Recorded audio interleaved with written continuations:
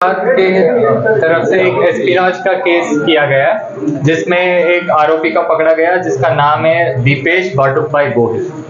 ये ओका जेटी के पास वहाँ कोस्ट गार्ड शिप्स का काम करता है। उसका वहाँ का वेल्डिंग का काम, वहाँ अलग अलग दूसरे काम का कार्रवाई करते हैं। वहाँ एक कॉन्ट्रैक्ट मिला है, वहाँ पर एक कर्मचारी है। बेसिक फैक्ट्स ऐसा है कि 3 साल से ये वहाँ ओका जेटी के पास काम कर रहा है। लास्ट 7 मंथ से पहले उसको फेसबुक में एक सहीमा करके एक पाकिस्तानी फेसबुक अकाउंट, एक लेडी का अकाउंट, फेसबुक अकाउंट को फ्रेंड रिक्वेस्ट किया था, जिसमें एक्सेप्ट किया था। तो उसके बाद फेसबुक के माध्यम से बातचीत करने लगा। उसके बाद इसको पता चला, उन्होंने फिर व्हाट्सएप में नंबर्स एक्सचेंज किया गया। जिसके बाद थोड़ा बातचीत करने के बाद इनको पता चला कि वो सहीमा जो लेडी है वो पाकिस्तानी नेवी में काम करती है, और उन्होंने सामने से बोला कि ओका जेटी में जहाँ पर ये वेल्डिंग का काम करता है, वहाँ जो कोस्ट गार्ड की शिप्स स्टेशन होती है, यहाँ पर मूवमेंट होती है, उसका नाम बताया दिया जाए उनके टीम को, और उनको यूटिलिटी होगा, उनके जो भी वॉर लाइक सिचुएशन में यूज होगा। उस हिसाब से उनको ये ऐसा बात हुआ था कि हर दिन 200 रुपए के हिसाब से उन दोनों के बीच में बातचीत चली।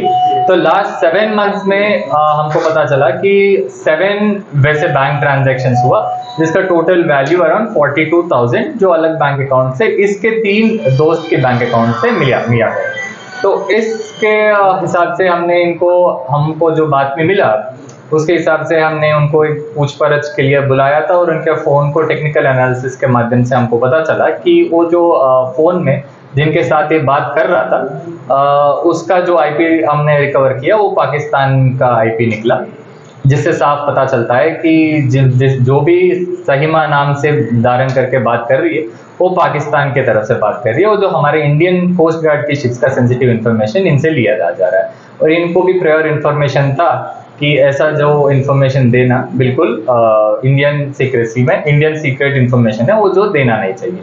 और इसके हिसाब से हम Bharatiya Nyaya Sanhita 61 act section 61 as well as section 148 के अंदर criminal conspiracy against the state and nation के अगेंस्ट इनको केस दाखिल किया और इनको अरेस्ट भी किया गया।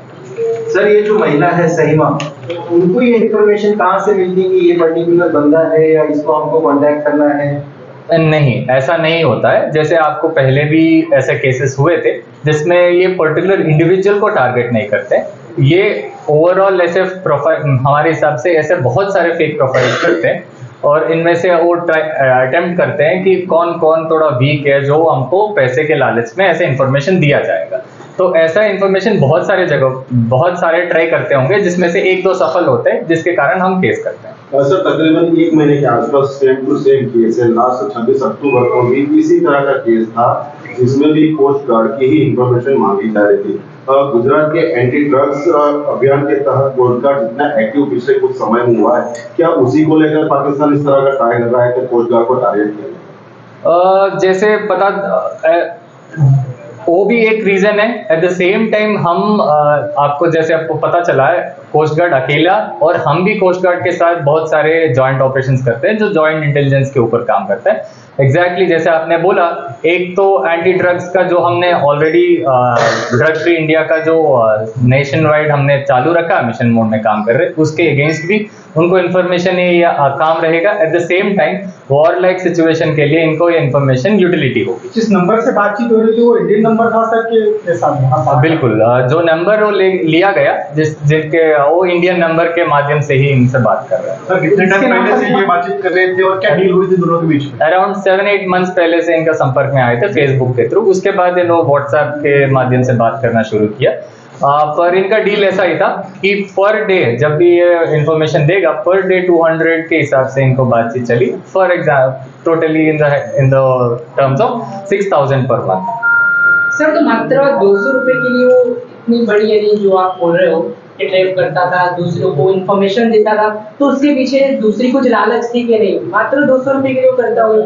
मात्र 200 पर हर दिन के लिए। हाँ, तो पर महीना 6,000 है।